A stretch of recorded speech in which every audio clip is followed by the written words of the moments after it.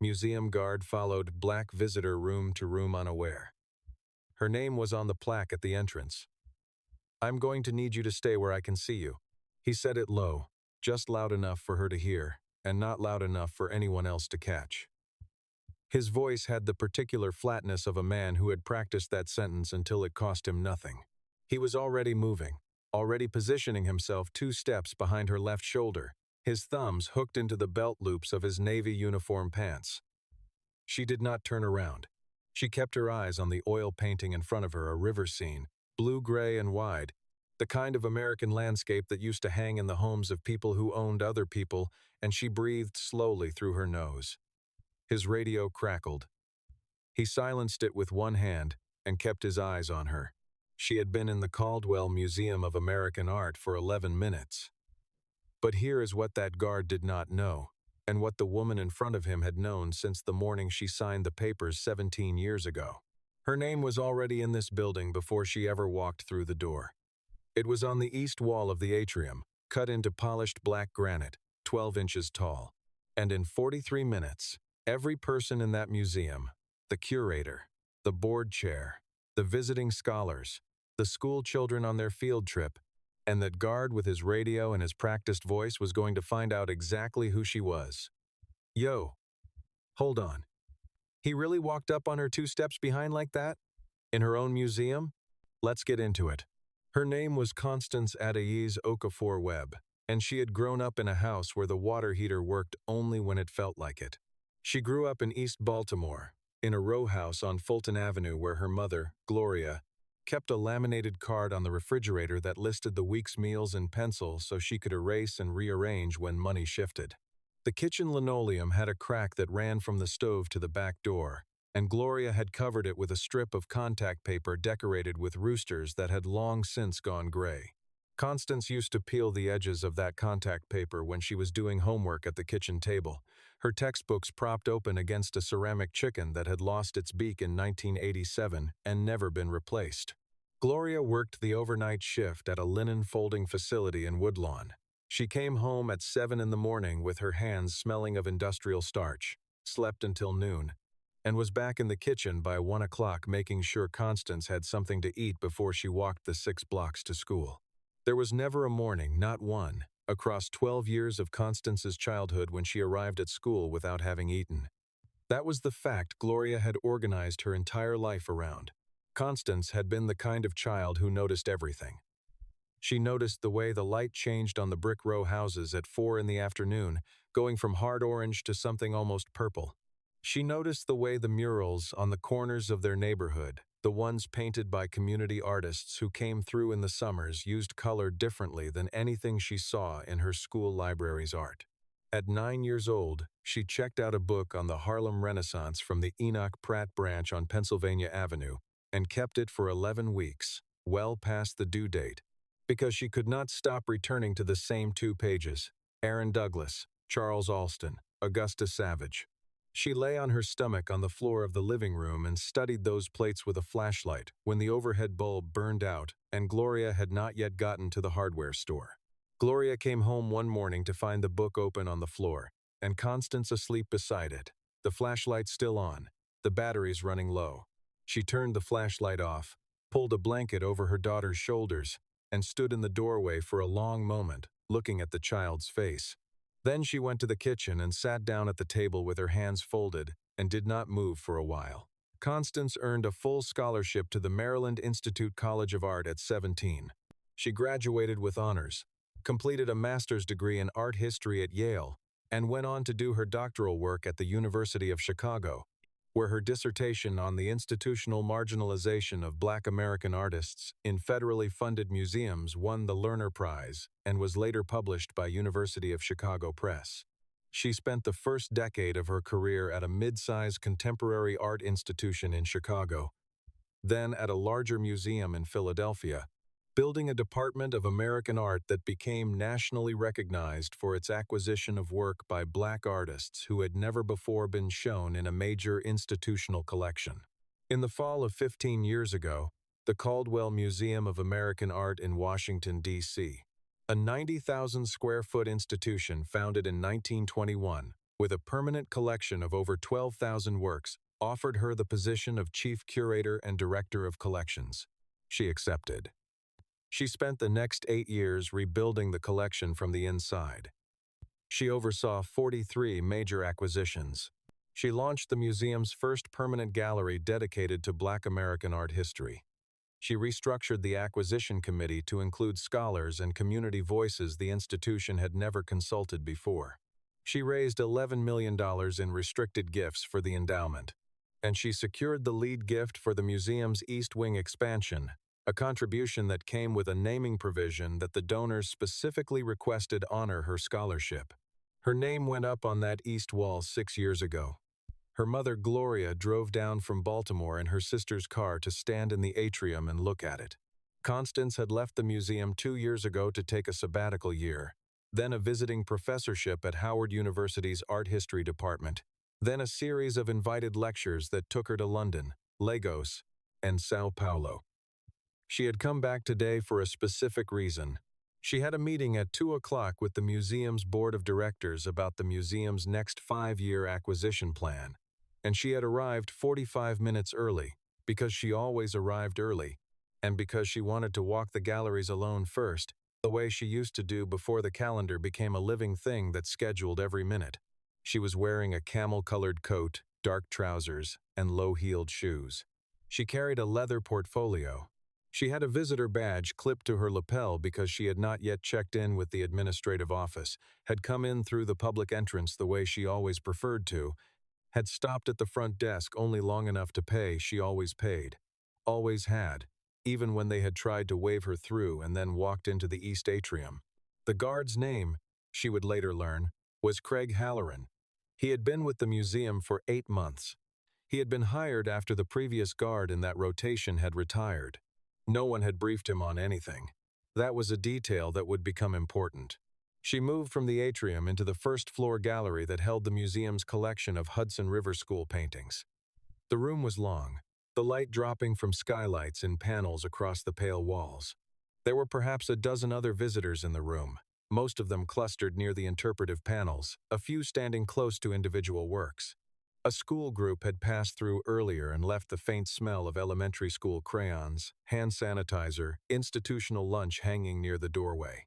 She stood in front of a Thomas Cole she had always loved, a study in blues and greens, the kind of painting that asked you to get very still. She pulled a small notebook from her portfolio and wrote something in it, then looked back at the painting. "Excuse me." His voice again. Same flat register. "This is a no photography zone." She had not taken a photograph. There was no phone in her hand. There was nothing in her hand except the notebook and the pen. She turned and looked at him for the first time. He was somewhere in his mid-40s, broad-shouldered, with a face that was not unkind in its features but had organized itself into an expression of institutional authority that left no room for negotiation. "I'm not taking photographs," she said. Her voice was even. She had learned long ago that evenness was its own kind of armor. "I'm just letting you know the policy," he said, and did not move. She turned back to the Thomas Cole. He stayed. She moved to the next painting, a Martin Johnson Head, small and amber-lit, a study of orchids in a landscape. He moved with her.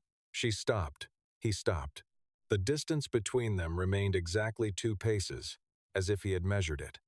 A white-haired couple near the far wall glanced over. The woman's eyes touched the scene and slid away. A young man in a college sweatshirt looked up from his phone, looked at the guard, looked at Constance, and then looked very carefully at the painting in front of him. She made a notation in her notebook about the Head. She had included this work in a traveling exhibition 7 years ago and wanted to check the condition of the frame, which had shown minor warping on its return. The frame looked stable. She noted that and moved on. He moved on with her. Nah, this man he is walking step for step behind her. In a room full of people. She is literally writing notes, and he is treating her like she is planning something. Keep watching. She entered the second gallery, which housed the museum's collection of American realism works from the late 19th and early 20th centuries. She had personally overseen the acquisition of 3 of the 14 works in this room. The tanner, A Henry Ossawa Tanner oil on canvas showing a young man reading by lamplight had been her acquisition. She had spent 18 months in negotiation with a private collector in Atlanta who had been reluctant to sell, and she had written a 7-page letter that the collector later told her had convinced him that the painting deserved a public home. She stood in front of it. The guard stood behind her. A museum docent entered the gallery, leading a group of 6 adults, all of them white, all of them wearing the small round stickers that indicated a ticketed tour. The docent, a young woman named Patricia who had joined the museum's education department 4 years ago, during the final stretch of Constance's tenure, glanced over. Her eyes went to Constance, then to the guard, then back to her tour group, and she continued speaking about a Winslow Homer across the room. The docent recognized Constance. Constance could see it in the brief pause, the slight widening of Patricia's eyes. But Patricia was in the middle of a paid tour with 6 visitors, and she continued without interrupting it. The guard cleared his throat. "Ma'am, I need to see your ticket." She looked at him over her shoulder. "I have a visitor badge. The badge is for the lobby. For gallery access, I need to see the ticket." "Visitor badges cover gallery access on Tuesdays." "Who told you that?" "It's the museum's policy." He held out his hand. She opened her portfolio, found the ticket stub she had placed in the front pocket after paying at the door, and held it up. He took it from her. He looked at it for a long moment, flipped it over, looked at the back, and handed it back. "Thank you," he said, in the tone of a man who has not been thanked for a very long time and has decided to take his thanks from other people. She put the ticket back in her portfolio. She turned back to the tanner. The lamplight in the painting fell on the young man's hands, on the open book, on the specific quality of concentration that Tanner had always known how to capture the look of a person who has found, in reading, something that the rest of the room cannot take from them. She breathed. She stayed in front of it. Behind her, the guard was still there. She could hear the slight shift of his weight from one foot to the other. She could smell the starch in his uniform shirt. She moved to the next room.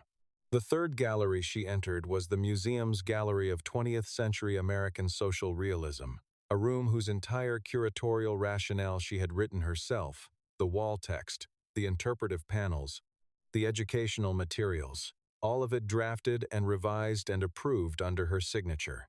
The room was organized around the theme of labor and dignity. It held a Jacob Lawrence. It held a Charles White. It held a Romer Bearden collage that had been in storage for 26 years before she pulled it out, had it conserved, and gave it a wall. She had given a lecture about this room at the Smithsonian 4 years ago. She had given another one about it in Cape Town. She walked to the Lawrence. The guard followed. At the opposite end of the gallery, a man in a gray suit with an exhibition catalog under his arm was standing near the Bearden. He was the kind of visitor who comes to a museum to look rather than to be seen looking, and he was doing it well. He noticed the guard and glanced over twice in the way of a person who thinks something is wrong but cannot identify the mechanism. He did not say anything. The guard stepped forward until he was beside her rather than behind her. "Ma'am, I'm going to have to ask you not to touch the works." She had not touched anything. Her hands were at her sides, her notebook in her left hand, her pen in her right. She looked at him steadily. "I haven't touched anything. I saw your hand near the frame." "My hand was not near the frame. I'm just letting you know the policy." There was a camera in the upper left corner of the gallery, a small dome unit mounted near the ceiling, its indicator light showing red. It had been recording continuously since the museum opened that morning at 9. It had been recording for the last 22 minutes. She looked at the camera. She looked back at the guard. She said nothing. She turned back to the Lawrence. Her hand, held at her side, pressed briefly against the seam of her trousers. She held it there. The small white half-moons her fingernails left in her palm faded slowly when she relaxed her grip. Man. 4 incidents. And not one person in that room said a word. The docent. The man in the gray suit. Nobody. Just turned away. This is what I'm talking about. Keep watching because it is about to change.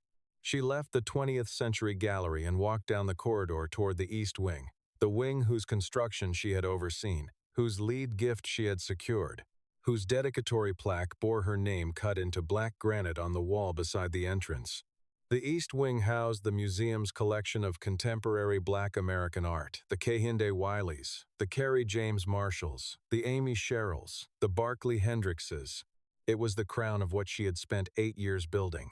It was the reason she had fought every budget meeting, every cautious board member, every donor who had suggested the museum should stay in its lane.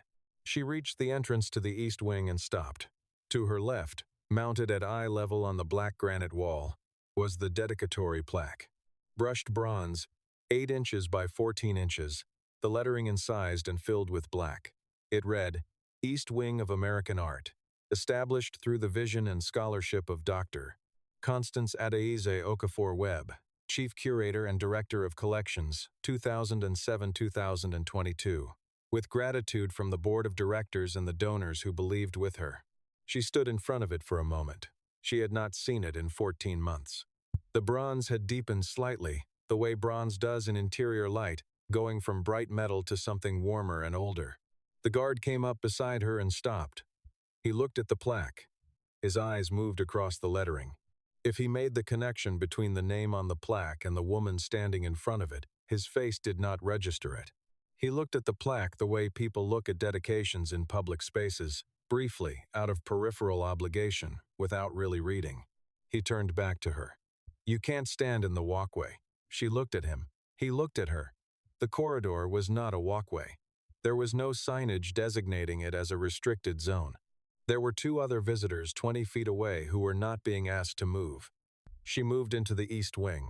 She was standing in front of a Kerry James Marshall, a large canvas, nearly 8 feet wide, a domestic interior in deep blacks and brilliant blues, a family at a table with the television blue lit in the background when she heard footsteps behind her that were not the guards. 2 sets, moving together. She recognized the rhythm of one of them before she turned around. The footsteps belonged to Margaret Holt, the museum's executive director, and beside her, in a charcoal blazer, a visitor's lanyard still hanging from his neck, was Dr. Leonard Achebe, chair of the museum's board of directors and the man who had hired Constance 15 years ago and called her the most important curatorial mind he had encountered in 30 years in the field. Behind them, 3 steps back, came a woman in a dark blazer with a tablet in her hand. She was the museum's head of operations, and she had been the one, 14 months earlier, who had coordinated the farewell reception when Constance had left for her sabbatical. Margaret Holt saw Constance and her face did something complicated, relief and distress arriving in the same expression, the way they do when a person realizes a wrong thing has been happening for longer than they knew. Dr. Achebe saw Constance and smiled, a wide, unguarded smile, and walked toward her with his hand extended. Constance, you're early. I told Margaret you'd be early. Leonard, she said. He took her hand in both of his. I was just telling Margaret on the way over that this wing looks better every time I walk through it. Every time. The guard had stopped 8 feet away. He was watching the exchange with the careful stillness of a man reassessing a situation. Margaret Holt turned to face him. Her voice was measured and precise and carried the particular quality of institutional authority that had nothing to prove because it had never needed to. Craig, could you come here, please? He came. This is Dr. Constance Okafor-Webb. She is the founding curator of this wing. She is a member of our board's advisory council. She holds an emeritus designation from this institution, and she has a 2 o'clock meeting with the full board, for which she is a guest of honor. Margaret paused. Did you follow her through the galleries? The silence had a specific texture. I was monitoring. Did you follow her through the galleries? He said yes. Margaret looked at the operations director, who was already writing something on her tablet. Dr. Achebe had not let go of Constance's hand. He turned and looked up at the Kerry James Marshall. You know what I keep coming back to with this one? The television light, the way it falls on the tablecloth. That was your instinct, wasn't it? The placement? The lighting took some work, she said. The original position washed it out. You always knew where things needed to breathe. What happened in the next 20 minutes was not a single event. It was a sequence, each part of it widening what the previous part had begun, the way water moving through a crack will eventually open the stone around it. The museum's head of security, A man named Robert Ferris, who had held that position for 11 years and who had known Constance since her second week at the museum, arrived in the East Wing inside of 8 minutes. He had been notified by the operations director the moment Craig Halloran had confirmed the surveillance footage captured the full encounter in the American Realism Gallery, the ticket check, the proximity, the false claim about the frame. Robert Ferris watched the footage on the operations director's tablet, standing in the corridor outside the East Wing, and said 3 words when it finished. "Pull the tape." The tape was pulled. It showed Craig Halloran entering the first-floor gallery 13 seconds after Constance Okafor-Webb and positioning himself 2 paces behind her left shoulder. It showed him following her through 4 consecutive galleries over a period of 22 minutes. It showed the ticket check. It showed the moment he had moved to stand beside her and told her not to touch works she was not touching.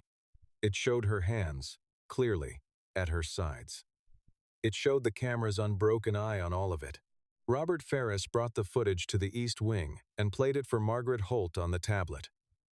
Margaret watched it with her arms crossed and her face still. When it finished, she turned to Craig Halloran, who was standing near the doorway with the posture of a man who has not yet decided whether to be defiant or apologetic and keeps shifting between the two. "Mr. Halloran," she said, "this institution has a zero-tolerance policy for discriminatory conduct in our galleries. What the footage shows is a pattern of surveillance directed at a single visitor without documented cause. The fact that this visitor happens to be one of the most distinguished figures in this institution's history is not the reason this is wrong. It would be wrong, regardless of who she was. Do you understand the distinction I'm making?" He said that he did. "I need you to understand it," she said, "because I need what I am about to ask of you to mean something." She asked him to apologize. He turned toward Constance. His face had gone through several configurations in the preceding minutes, and had arrived at something that was not quite shame and not quite resentment but occupied the uncomfortable space between them. He opened his mouth and said, in a voice that was too quiet for the room, "I apologize if you felt uncomfortable." Margaret said, "Try again." He tried again. "I apologize for following you through the galleries." Margaret looked at Constance. Constance looked at him for a long moment. The East Wing held the work of people who had spent their lives being underestimated, underpaid, overlooked, locked out of buildings like this one, and she had spent 20 years making sure those people had a wall. She was not going to perform satisfaction she did not feel. She said, "Every person who walked past and said nothing also owes something. Not to me. To themselves." She looked at him a moment longer. Then she looked away. She was finished. Dr. Acheb, who had stood quietly through all of it with his hands clasped in front of him, turned to Margaret and said, "We have a board meeting." "We do," Margaret said. The board meeting was in the Whitmore conference room on the 3rd floor, 14 members around an oval table of pale oak, 3 of them joining by video. Dr. Achebe opened the meeting and spent the first 6 minutes speaking not about the acquisition plan but about what had happened in the galleries that morning. He named it plainly. He did not use institutional language to soften it. He said that a staff member had followed a black woman through 4 galleries of a museum that she had built, had inspected her ticket, had falsely claimed she was touching artwork, and had treated her with suspicion for 22 continuous minutes in a space whose entire East Wing exists because of her vision and labor. He said that the footage was unambiguous. He said that this was not a training failure, it was a values failure, and that an institution cannot claim to be a home for the art of people who have been marginalized while simultaneously subjecting those same people to surveillance in its galleries. He said this slowly, to 14 board members, several of whom had written the checks that paid for the East Wing. Then he introduced Constance, who had been sitting at the table throughout, and asked her to speak. She spoke for 4 minutes. She did not speak about what had happened to her. She spoke about what the footage would show to anyone who watched it, a woman with a notebook and a visitor badge, moving through galleries, doing nothing wrong, followed, and questioned, and accused. She said that surveillance of this kind in cultural institutions was not rare and was not new. She said it was a pattern documented by researchers at institutions across the country. She said that if the Caldwell was serious about the commitments its East Wing represented, It needed a policy that addressed this pattern directly, with training that was not optional and consequences that were not discretionary. She said she would chair a task force to draft that policy, if the board wanted one. The board voted, with one abstention, to accept. Craig Halloran's employment was terminated that afternoon. The museum's legal team reviewed the footage and confirmed that the termination was both justified and documentable. His union filed a grievance. The grievance review took 4 months and was resolved in the museum's favor on the basis of the surveillance record and the witness accounts of the docent Patricia and 2 other staff members who had observed the encounters in the wares galleries and had not intervened. The resolution noted that those staff members had also been required to complete remedial training on bystander intervention, which the museum funded and which became mandatory for all gallery staff going forward. The docent, Patricia, submitted a written statement as part of the review. In it, she said she had recognized Dr. Okafor Webb immediately upon entering the American Realism Gallery and had not intervened because she had not wanted to interrupt her tour group. She said she understood that this reasoning did not hold up. She said she was sorry. The statement was 3 paragraphs long and contained no institutional hedging. Margaret Holt read it and sent Patricia a note that said only, "This is what accountability looks like." The man in the gray suit with the exhibition catalog, a retired federal judge from the Eastern District of Virginia who had been visiting the museum alone on his Tuesday off, contacted the museum the following morning and provided a voluntary statement confirming what he had observed. He said he had noticed the guard's behavior and had not said anything and had been thinking about that since he left the building. He said he had been standing in front of a Romer Bearden and had done nothing while a woman was surveilled by a museum employee 6 feet away from him, and that he wanted the record to reflect his account even though, as he understood it, the matter was already resolved. His statement was added to the file. The footage was not released publicly, because Constance did not consent to its release, and the museum deferred to her decision entirely. There were no press releases, no institutional statements announcing what had happened. The only public document was a notice published in the museum's quarterly bulletin 2 months later, announcing the establishment of the Okafor Webb Equity and Access Initiative, a new staff training and policy framework for equitable visitor engagement, named in her honor at the board's unanimous recommendation. She had asked them not to name it after her. They named it after her anyway. TheseAftersByLive.com. TheAftersByLive.com. Dr. Achebe called her the day before the bulletin went to print and told her he was outvoting her on this one. She was quiet for a moment on the phone and then said that her mother was going to be insufferable about this. He laughed. She laughed. It was the first time either of them had laughed since the morning in the East Wing. Gloria Okafor drove down from Baltimore 2 months after the bulletin appeared, on a Thursday morning in March, when the museum was quiet and the light came through the skylights in the long first-floor gallery in the particular way that Constance had always thought was the best argument for the building's existence. Constance met her at the front entrance. Gloria was wearing her good coat and her church shoes, and she was carrying a small purse that she held with both hands the way she always did in places she wanted to be careful in.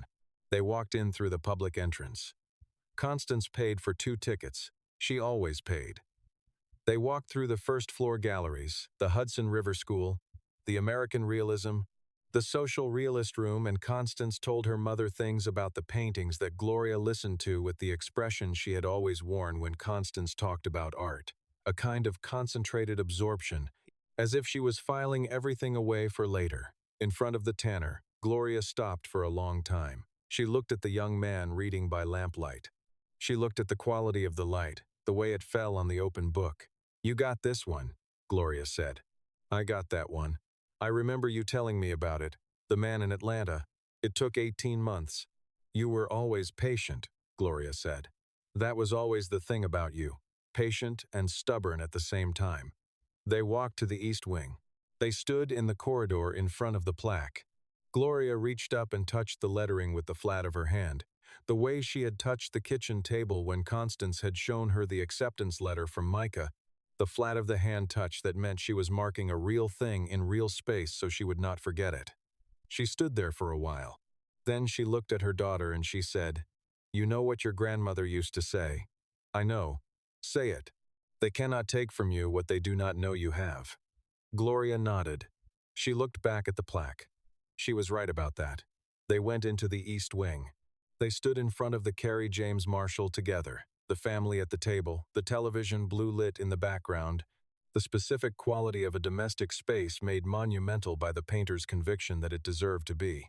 Gloria looked at it for a long time. "That's somebody's house," she said. "It's everybody's house," Constance said. "That's the point."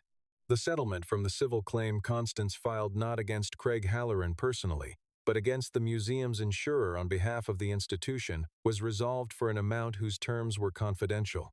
What was not confidential was the designation of those funds. Constance directed the full amount to the Museum Access Fellowship, a program she established in partnership with Howard University's Art History Department to fund 2-year curatorial fellowships for graduate students from under-resourced backgrounds, with preference given to students from the communities that the museums themselves had historically excluded. The first cohort of fellows was announced 11 months later. There were 4 of them, one from Baltimore, one from New Orleans, one from Detroit, one from Houston. She attended the announcement ceremony at Howard. She stood at the podium and looked at the 4 young people in the front row and said very little. She said that the door into this field had been hard to find for some of them, and harder to open, and that the fellowship was not charity, it was correction. She said the field needed what they had.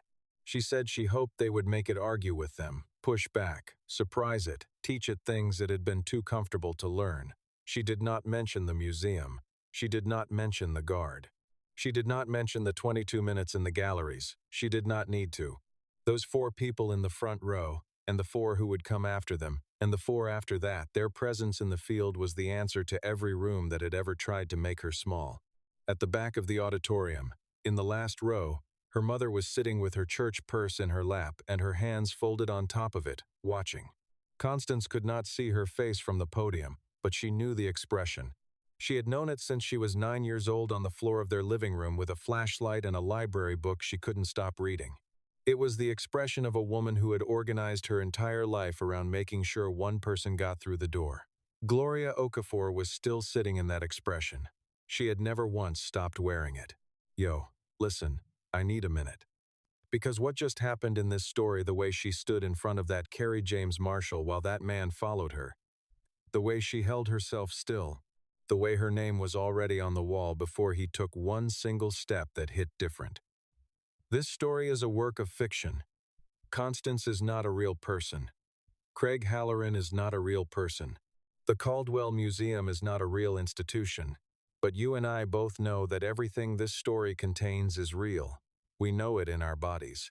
We have seen it in faces we love, and in rooms that were supposed to be open to everyone. So let me ask you something. What would you have done if you were in that gallery? The docent who kept going with her tour, the man in the gray suit with the exhibition catalog, the classmates who looked at the floor, the managers who filed complaints under resolved, no further action. What would you have done? Because that is the real story, not just the guard. The people who saw it and made a calculation and moved on. We have all been those people at least once. That is the question that stays with you. If this story moved you, if you sat with it, if it made you think, if it made you feel something you needed to feel, hit that like button, drop in the comments what you would have done. Share this with somebody who needs to see it. And if you are new here, subscribe, because we do this every week. We tell the stories that need to be told. We sit in them together. The door was always open. Some of us just had to build it first.